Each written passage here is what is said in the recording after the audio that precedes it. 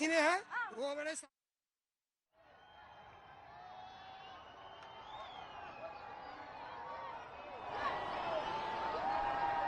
आपको हम दिखा रहे हैं। ये तस्वीरें अपने आप में बेहद महत्वपूर्ण है। धमाके से ट्विन टावर ध्वस्त हो गया, मलबे में तब्दील हो गया करप्शन की इमारत, और उसके बाद जिस तरह की तस्वीरें धूल और धुएं के गुबार के बाद छोड़कर गई हैं वो हम आपको टीवी स्क्रीन पर दिखा रहे हैं। कुछ भी अब बचा नहीं।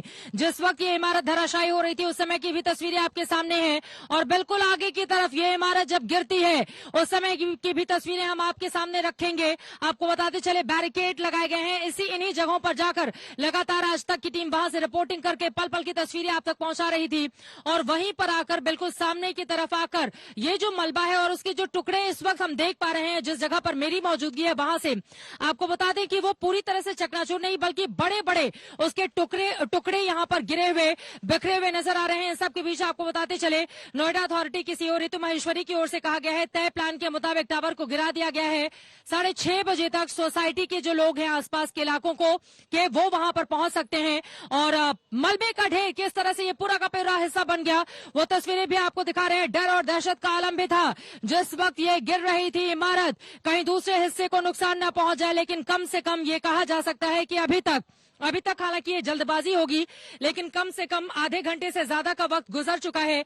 ऐसी स्थिति में अभी तक कहा जा सकता है कि सब कुछ तय प्लान के मुताबिक हुआ। टावर जिस तरह से गिराया गया 6:30 बजे शाम तक लोग लौट सकेंगे, ऋतु महेश्वरी की ओर से ये बातें कही जा रही हैं। इसी पर चर्चा करने के लिए खास मेहमान लगातार हमारे साथ जुड़े हुए हैं जिनको लेकर अब ये इमारत गिर गई है, ये इमारत किस तरह के बड़े सबक हमारे सामने रखकर गई है, ये इमारत गिरने के बाद धराशायी होने के बाद हमें क्या सबक देती है, इस इमारत को गिराकर हमने और आपने हिंदुस्तान ने क्या हासिल किया।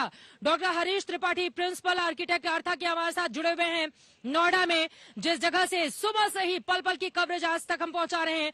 प्रोफेसर विपुल सिंह जी हमारे साथ जुड़े हुए हैं, आप पर्यावरणविद हैं, दिल्ली यूनिवर्सिटी से हमारे साथ इस समय नोएडा में ठीक उसी जगह पर मौजूद है जहां से पीछे की तस्वीरें हमने आपको दिखाई हैं। प्रोफेसर विपुल सिंह जी, सबसे बड़ा सवाल, दो तरह के लोग हैं इस इमारत के जमींदोज होने के बाद जो सवाल पूछ रहे हैं। एक जो खुशी मना रहे हैं और उनको लगता है कि अब तो भ्रष्टाचार पर शिकंजा कसना शुरू हो गया है और अब दोबारा किसी की हिम्मत नहीं होगी। दूसरी तरफ एक बड़ी आबादी वो भी है जो ये कह रही है कि इसको गिराकर हमने क्या हासिल किया। दोनों ही लोगों का सवाल आप अपने शब्दों के जरिए कैसे देंगे? देखिए, पर्यावरण मानकों का अभी तक सारी बिल्डिंग अगर आप नोएडा में जाइए तो इक्का दुक्का बिल्डिंग आपको ऐसी दिखेगी जहां पर पर्यावरण मानकों को नजरअंदाज नहीं किया गया हो। आप फायर सेफ्टी मेजर्स ले लीजिए, आप ग्रीन बेल्ट एरिया का मेजर्स ले लीजिए, आप अगर बेसिक बिल्डिंग के कोड्स हैं उनका मानक उसको मान लीजिए, सारी जगह पर इसकी अवहेलना की गई है। और अब लगता है कि जिस तरह से न्यायालय ने हम एक बहुत ही टफ स्टैंड लिया है, जिस तरह से आज उत्तर प्रदेश की सरकार इस पर टफ स्टैंड ले रही है, मुझे लगता है आगे आने वाले दिनों में अब हम इस तरह के कंस्ट्रक्शन नहीं देखेंगे। बिल्डिंग्स की क्वालिटी, आपको अगर पोजीशन मिल भी जाता है तो बिल्डिंग्स की क्वालिटी हमेशा आपको परेशान करती है, आप उससे सेटिस्फाइड नहीं होते हैं। शायद अब सरकार को इसकी तरफ भी ध्यान देना पड़ेगा, क्योंकि बहुत सारे ऐसे विदेशों में ऐसी बिल्डिंग्स आपको दिखी है जिसको धराशायी करना पड़ा है।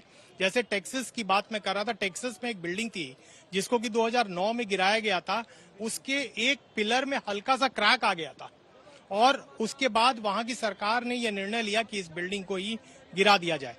यहाँ पर इस तरह के मेजर्स शायद सरकार अब निर्भीक होकर ले सकेगी, क्योंकि अब न्यायालय जो है इसकी तरफ ध्यान देने लगा है, अब सजग हो चुका है। जब लोग न्यायालय के दरवाजे को खटखटाने के लिए पहुंचते हैं उसके बाद इस तरह की कार्रवाई आदेश आता है। 1 साल पहले 3 महीने का न्यायालय ने वक्त दिया था सुप्रीम कोर्ट ने कि गिरा दिया जाए, लेकिन नोएडा अथॉरिटी ने और वक्त मांगा, जिसके बाद आज वो तारीख आई जब ये धुएं का गुबार हम यहाँ पर उड़ता हुआ देख रहे हैं। लेकिन एक आंकड़ा हमारे देश के लोगों के लिए जानना बेहद जरूरी है।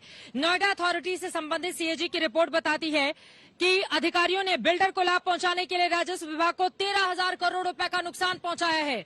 जवाबदेही क्या तय की जाएगी इस पूरे मामले में?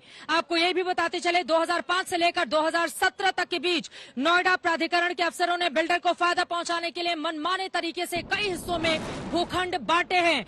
ग्रुप हाउसिंग सोसाइटी के भूखंड आवंटन में भी कई अनियमितताएं बरती गई हैं।